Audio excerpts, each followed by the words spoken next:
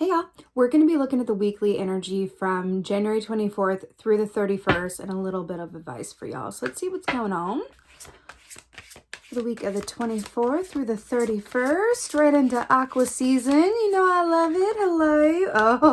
Oh, okay. Knight of Wands for this week. So let's talk about this. So first of all, the wands are all about the actions that we do or don't take, and they often relate to what inspires passion within us. Now, the majority of the time when we're looking at the wands, we're talking about the work that we love to do or the relationships, the partnerships that really inspire us to take action, right?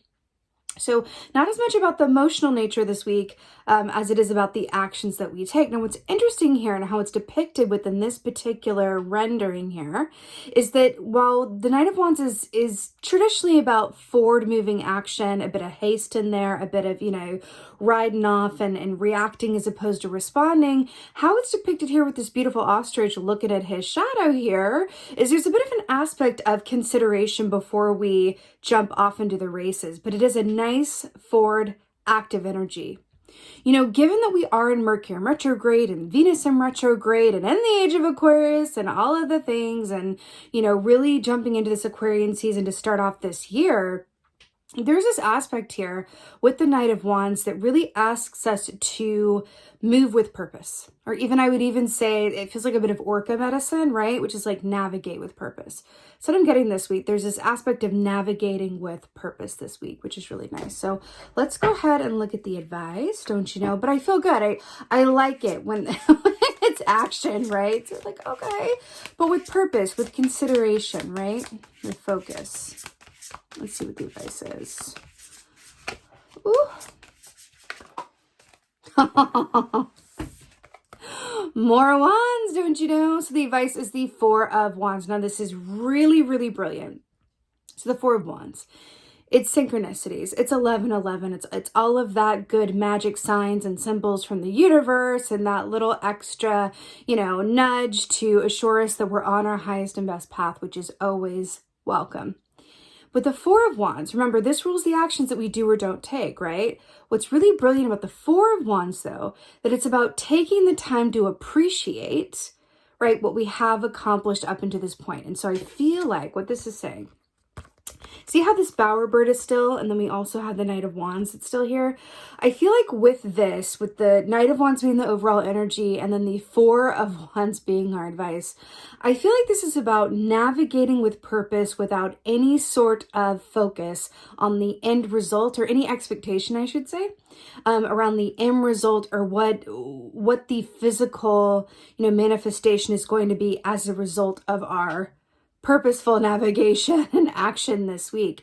It's really about getting clear on what our purpose is, what our goal is, and then moving ahead from a place of, I just want to do the best that I can. Doesn't really matter how it turns out. I can't control how it turns out. I can't control how other people are going to react to it. I can't control if I'm going to get everything done. I can't control if what I do is going to meet others' expectations. Any of that stuff. So it's really, and I feel like it's interesting because there's a certain source of like acceptance and surrender around this as well, which makes sense during Mercury in retrograde and things moving in reverse. So it's about, can I navigate with purpose without too much of an attachment to the results? So going into the beginning of the week from a place of purpose, from a place of action, but with the advice being, celebrate those small wins. Celebrate, those moments where you, respond as opposed to react if you get triggered or upset about something. Celebrate those moments where, hey, you may have not gotten all the to-do list done, but you did get something done. It's really about keeping your perspective in alignment, which feels really, really good. But overall, this week is really about action, purpose, from a place of non-attachment on any particular outcome. Not always the easiest or most natural thing to do. I can tell you from personal experience, and I completely relate to that.